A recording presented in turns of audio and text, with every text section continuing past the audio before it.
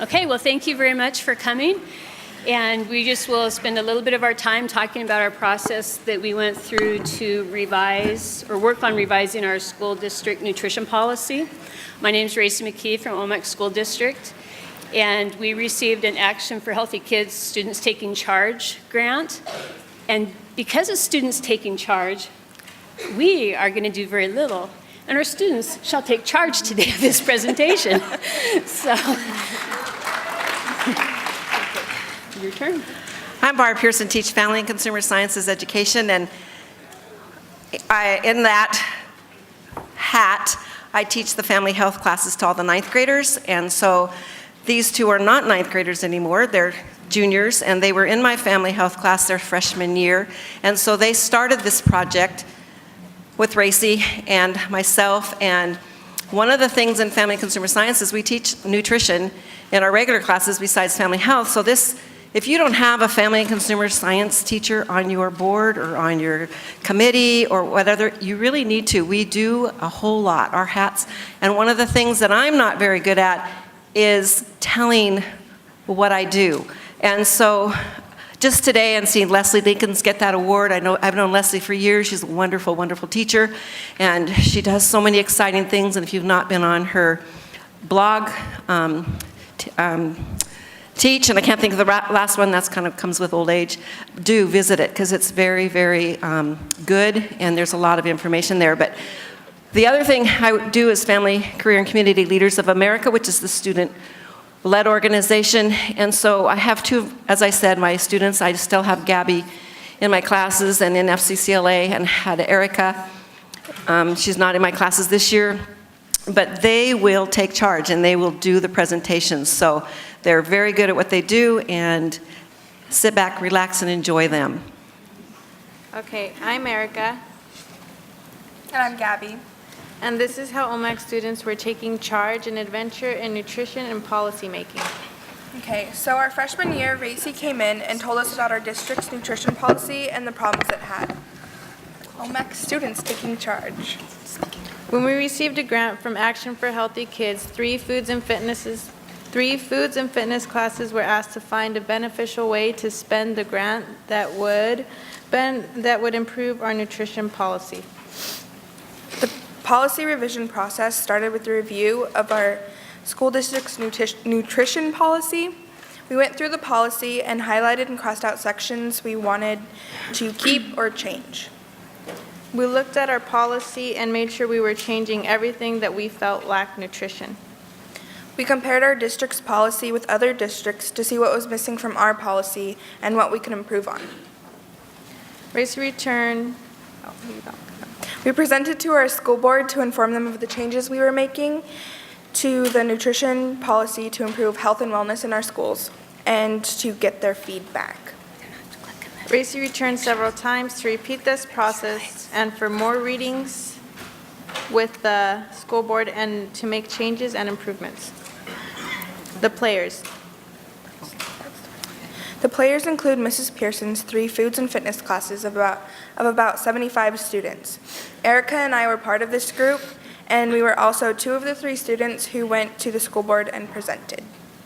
Ms. P hosted Racy in her foods and fitness classes so she could get student input on what to change about the policy. Eric Smith is our food services provider, and he helped us by using student feedback to know what to order for our lunch. We reviewed our current policy, and each of the 75 students received a copy of the policy, and we read through it until we had a good understanding of what it said and what everything meant. We asked students what changes they would like to see in the lunchroom and made charts from the information. We compared our policy with other school districts. We obtained student opinions on other policies, receiving their feedback on what they liked and disliked. We looked at our change policy to make sure we had everyone's opinion, included all of our changes, and understood what we were changing. When reviewing and editing our new policy, we eliminated parts we didn't want and highlighted things we wanted to keep. The powers and deciders, the school board. We prepared a draft policy for the school board's approval. We presented our first reading of the proposed policy and proceeded with revisions. The superintendent and school board requested changes and targeted questions for student input. What we did accomplish. We were able to buy a new salad bar that provided room for different variety. Changes to the salad bar offerings. The condiments were moved to their own salad bar so we could make room for fresh fruits and vegetables. With more room, we were able to offer different varieties of fruits and veggies like bell peppers and jicama. More healthy choices. We tried to help people make healthier choices by eliminating the junk food products that were previously offered with our lunch. We offered healthy alternatives at lunch like fresh apples and chef salads. By moving the salad bar, there was more room for lunch lines to go faster, and kids had more time to enjoy their lunch. The OP Plaza is our student store, which offers healthier items not offered in vending machines and lunchrooms, such as health shakes, nutrition bars, trail mixes, and granola bars. Next steps. Our next steps are to review the Healthy Hungry Free Kids Act of 2010 and compare it to our policy to add healthy aspects of it that we like. Then we plan to present it to the school board in the fall of 2013. We also want to improve our breakfast choices and our vending machine options. Thank you. Thank you.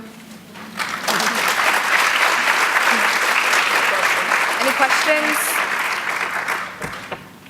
Does anyone have any questions? I think we did good.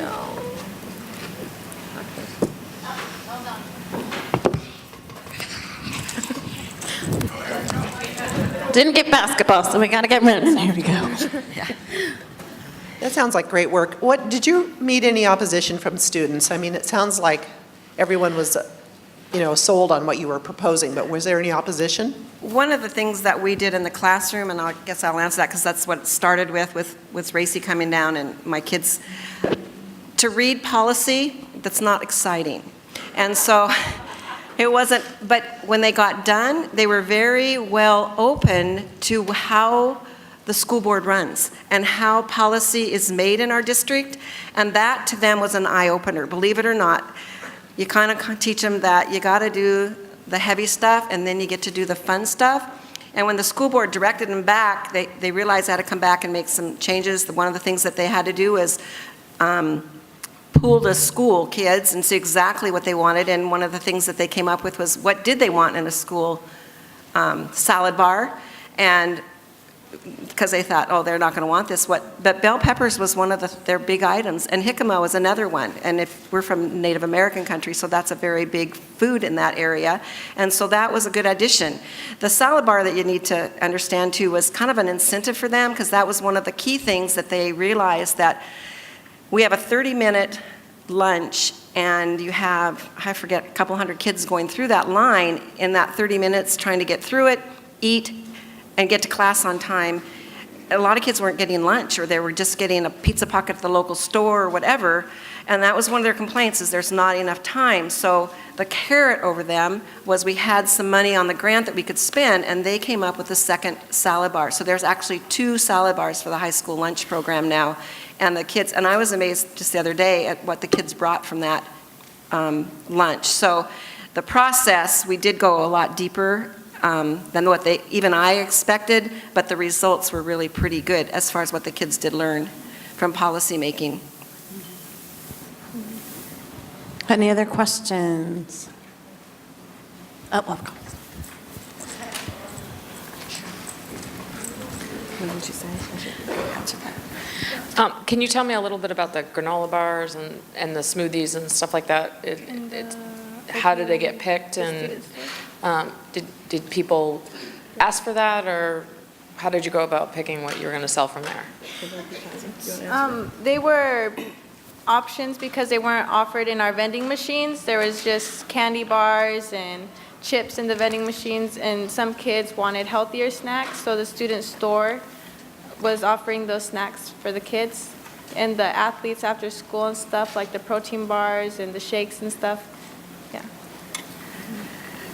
The other one that you might run into, that we ran into, was, I don't know how many of your districts have a contract with like Pepsi or Coke, like we do, and they bought our scoreboard for our basketball. So that's a hurdle that we had to kind of go through and had to make some concessions on that because that was a moneymaker for our school district and our high school. So that's a hurdle, but we have the vending machines or Gatorade, juices and water now. And the only place that actually have pop is in the staff lounge that I'm aware of. So. Okay, we have another question over here. So I think on behalf of everybody, everyone's proud of the things that you have done and taking a leadership role in your school. And I just want to ask you a future question, like what has this inspired you to do next? Well, I just never thought that like I'd be talking to like the board representatives and seeing changes, because I remember I wrote on the list jicama, and then to see it at the salad bar and stuff, it's really cool to know that our opinions matter to them and that we did make a change and stuff for the better for everyone else. So I really liked it, and I hope to continue with it and hopefully make the breakfast better too.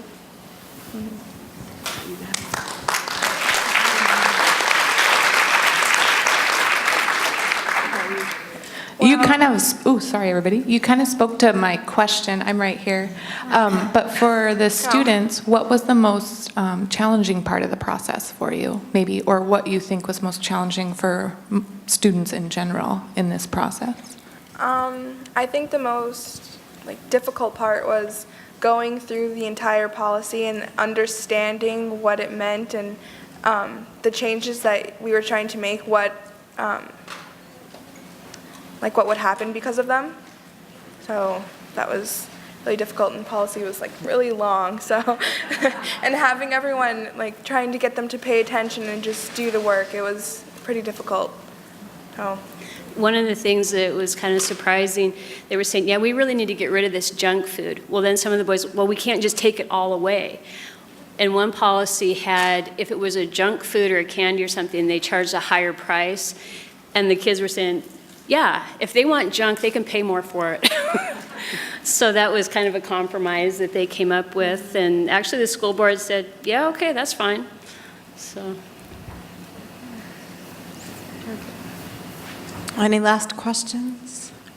I was going to say one of the things that they do think they're going to do is base their senior project. That was one of the things on one of the areas that they looked at. Mm-hmm.